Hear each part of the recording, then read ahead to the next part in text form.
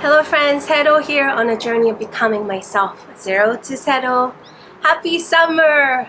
Hope you're enjoying the blue skies and the fun time that you may be having with your family and friends, whether that's going on a road trip or to the beach or just enjoying the fun summer days that you may be having. And in between the school years, if you're students or if you are in adulting season of life, you could be in between jobs like I am, coming out of season of sabbatical or going into season of sabbatical, as well as just needing some time off to go on vacation. And you do deserve that break. So hope you're enjoying your summer. So speaking of summer, every summer I'm reminded of my first summer in the States because not only I was relatively young, and not to say I don't remember summer before, but this particular first summer in the United States felt super long as well as most memorable because it was the first in the States. So June 6th of 1995 is when little Hero and her family moved to the States. I knew how to sing alphabet song. I knew how to say these 5 words.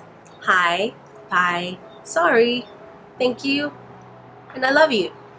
So with those 5 words and singing alphabet song, I didn't even know what immigrant journey that I was stepping into. I was just 11. I don't even know, to be honest, if my parents knew. Well, as adults themselves, probably didn't realize the trial and testing of this journey called immigrant journey may have in store for us. Maybe a little more than I have, at least. So as someone that have grown up as an immigrant child, I am 1.5 generation, meaning I wasn't born in the States, while I have the biculturalness of being raised in the States. I am 1.5 generation, often third culture kid in spaces where I am Korean as well as I am American, because I am Americanized. Not only by my citizenship, but in ways of how I was brought up. And part of my journey of becoming is grabbing hold of not only the 2 cultures that define me, but also allow the heavenly culture, the being kingdom citizen, being God's loving child, define me above it all. So this summer, I get to share with you my passion project that I just finished, that I would love for you to open up. God's love letter for me. The ones that I've gotten to reflect and see and be loved by. It's called The Hero to Zero. The hero himself. The ways that he has written his love letter to me. His story through me.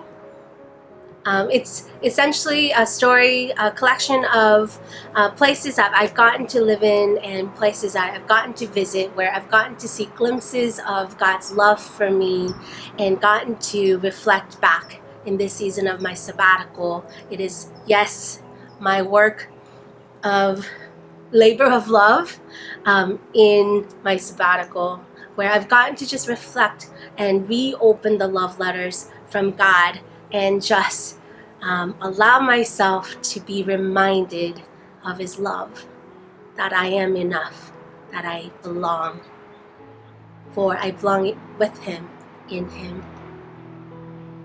So what does that mean for you, I wonder? What does this summer mean to you? So as we start the beginning of the second half of 2022,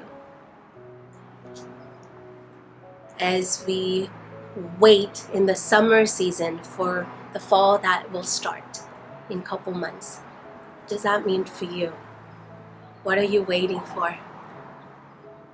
And may I challenge you to maybe no longer wait to open those love letters that God has been keep sending on your way. But may you open them and know that you're loved.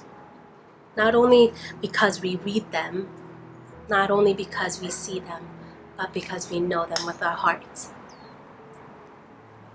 May we enjoy the journey.